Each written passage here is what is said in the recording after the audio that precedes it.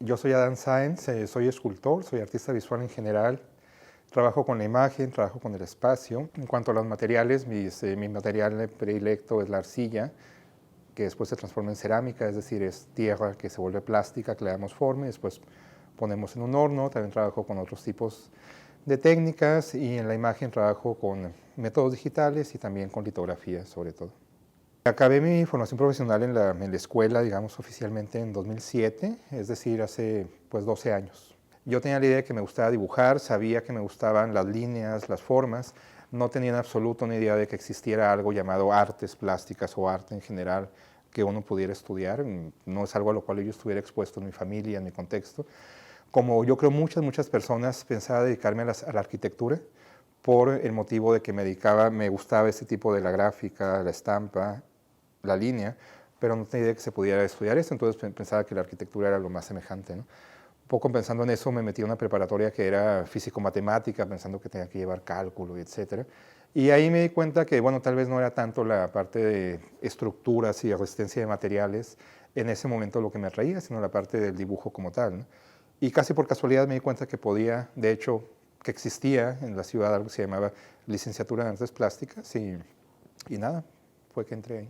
La reacción de mi familia fue más o menos la excepción a la regla. Yo tuve mucha suerte, mi familia siempre me ha apoyado en todo desde niño.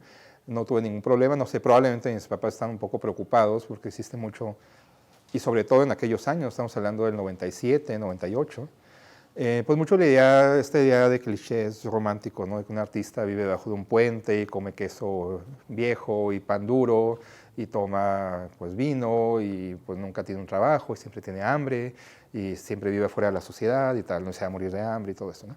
Yo no sé si pensaron eso o no, nunca me lo dijeron a mí, siempre me apoyaron mucho y ciertamente es lo mejor que he hecho, esa elección de profesión.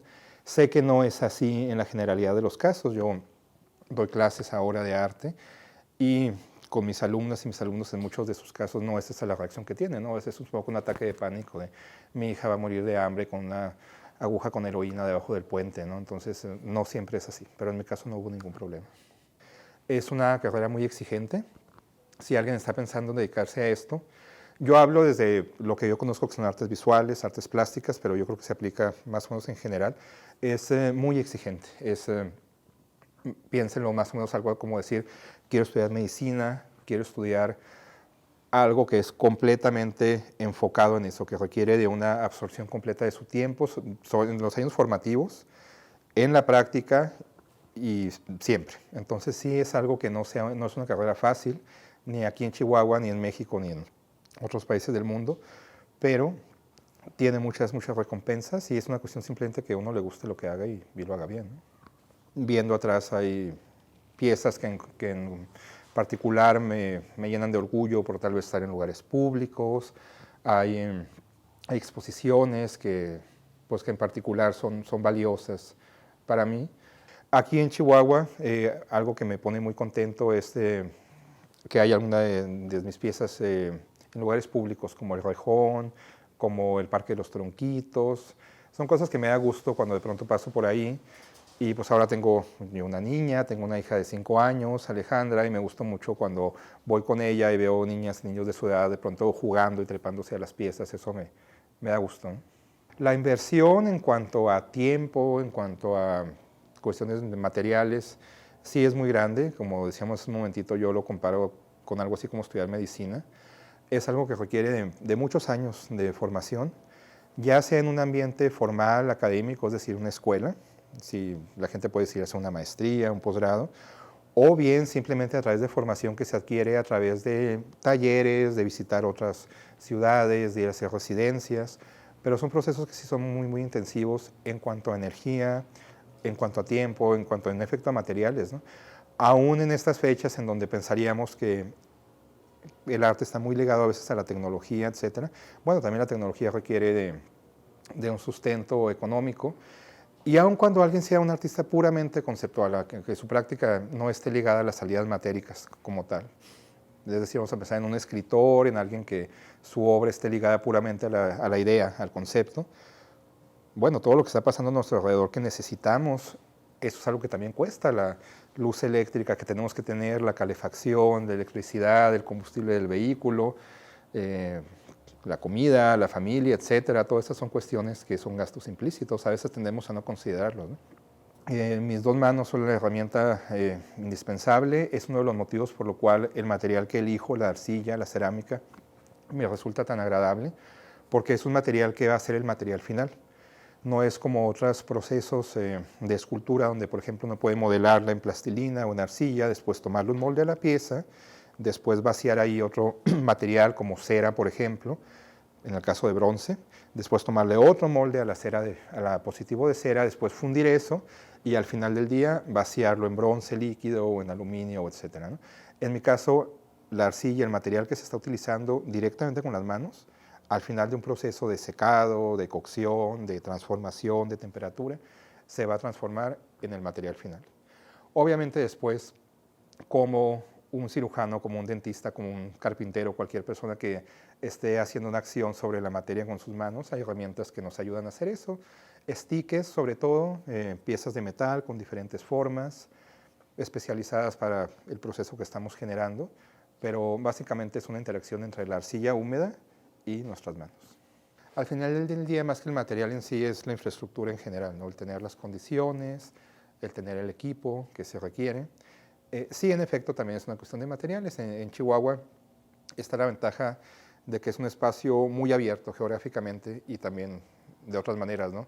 Significa que tenemos espacio para hacer muchas cosas porque hay muchas cosas que no han sido hechas, pero también significa que sí estamos un poquito en medio de dos centros, de dos mundos, en medio del sur, centro del país. Estamos bastante alejados de la Ciudad de México, del Bajío. Estamos físicamente bastante cercanos a la frontera con sur, suroeste de Estados Unidos, pero luego también sigue habiendo las fronteras de las aduanas, etcétera, ¿no? Entonces, al final del día sí se requiere un poquito de logística, el pensar, bueno, este material se puede o no conseguir en México, lo necesito o no, si lo necesito, bueno, necesito pedirlo tal vez de algún otro punto de importación y ya pues estamos hablando de logísticas de importación. No es lo mismo hacer una pieza muy grande que hacer una pieza pequeña, pero pues sí, es algo que se tiene que considerar. En Chihuahua también los mercados se están desarrollando. Todavía en la actualidad es mucho más sencillo el acceder al mercado, a insertar las piezas en un mercado de distribución del arte, de nuevo pensando en sur de Estados Unidos, centro del país. Ciertamente hemos cambiado mucho en los últimos 10, 15 años. Hay más galerías, hay más talleres, hay más lugares, la gente cada vez se aficiona más y entiende por qué el arte original, el arte que se adquiere directamente en una galería o directamente de un productor es valioso, a diferencia de una reproducción, de una impresión en offset, tal vez de un cuadro famoso de algún pintor impresionista o de algún vaciado en resina que ha sido vaciado miles y miles y miles y miles de veces en serie de alguna pieza famosa, alguna escultura famosa de hace 200 años, porque es mejor tener una pieza original, ¿no? Pero sí, en este momento sí sigue siendo mucho más factible el acceder a mercados que están geográficamente alejados de nuestra ciudad todavía. Como mencionábamos, mi trabajo puede ser imagen como tal. Últimamente estoy trabajando con video, con sonido, con impresión en sustratos que pueden ser papel 100% algodón, etc.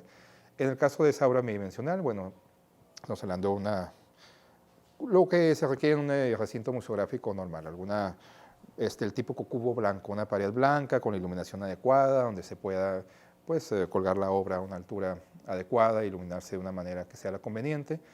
En el caso de las obras tridimensionales, ahí varía muchísimo más dependiendo de la consistencia de la obra.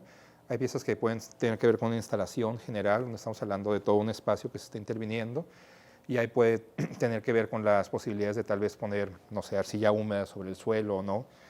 O hay piezas que pueden ser tal vez un poco pesadas, entonces, bueno, tiene el suelo la capacidad para resistirlo. Las piezas que son más tradicionales de pedestal, pues simplemente, bueno, una base, un pedestal que esté en condiciones adecuadas, que sea segura, que no sea susceptible de caerse si alguien por distracción o estar con una copa de vino en la inauguración de pronto le da un codazo a algo. Iluminación para alguien que se dedica a la imagen, a lo visual. La luz lo es todo, si una adecuada iluminación, no importa la calidad de la obra que se esté viendo, si no se puede percibir bien, pues no se va a ver. Mi profesión, mi carrera profesional en mi caso se divide entre la práctica de la docencia y mi producción como artista, ¿no? Tengo algunas cosas que tienden a no verse hasta que uno no las tiene, como un seguro social, servicio médico de buena calidad que está ahí permanentemente.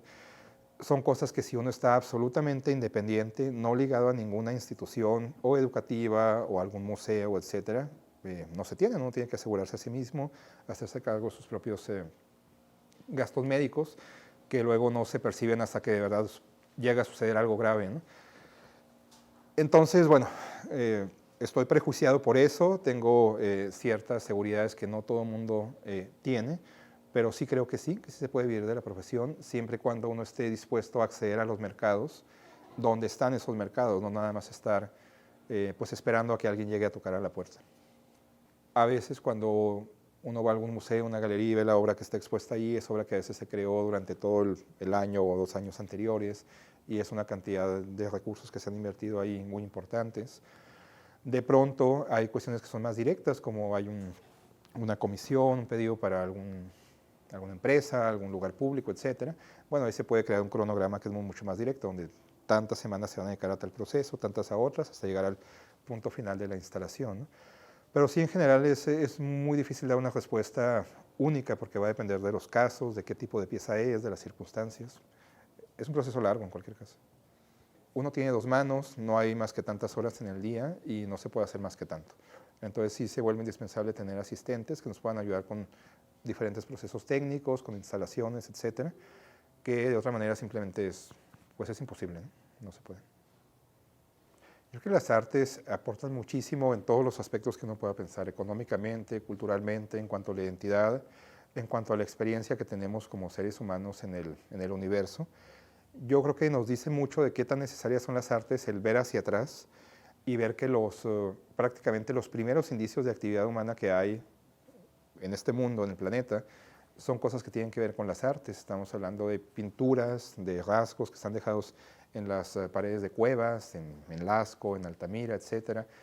La figura, la escultura más antigua que se ha hallado, si mal no recuerdo, si la memoria no me engaña, creo que tiene 40.000 años. Son 40.000, ¿no?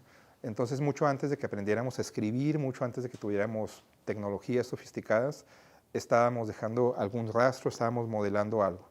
Obviamente el sonido no permanece de la misma manera, no podemos saber qué tipo de sonidos producían las personas hace 40.000 años, pero seguramente había algo, así fuera con instrumentos de percusión, golpeando algo, pero seguramente que había música y seguramente que había danza, y los mitos que hemos creado para explicar nuestra realidad pues son muy, muy, muy antiguos, ¿no?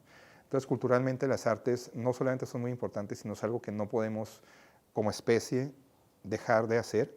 Instintivamente, por nuestra estructura genética, siempre algún tipo de expresión artística lo vamos a tener. Económicamente también son muy, muy importantes, como hablábamos, los recursos que implican los procesos creativos, ya sea en algo que está muy enfocado con la materia, como las artes visuales, o también la música, con lo que implica, pero desde mi campo, desde las artes visuales, implican muchas cosas, ¿no? La producción de materiales, el equipamiento, las técnicas, todo lo que se mueve alrededor de la industria del arte es un porcentaje, de hecho, muy importante de la economía de un país como México, y es algo que tiende a dejarse de lado, a veces como que no lo percibimos si no estamos directamente insertos dentro de ese mercado, ¿no? Entonces sí, las artes es algo mucho más que decir, es que es algo, es que bonito, ¿no? Es mucho más profundo que eso, que es mucho más importante también, y es un motor que genera mucha actividad económica y ciertamente es importante para todos, como productores, como consumidores, de la misma manera que queremos que nuestros hijos tomen clases de matemáticas y de biología y de cálculo, no porque necesariamente tengan que ser luego científicos o biólogas, sino porque es algo que está ayudando a nuestro pensamiento crítico, nuestra formación como seres humanos más completos.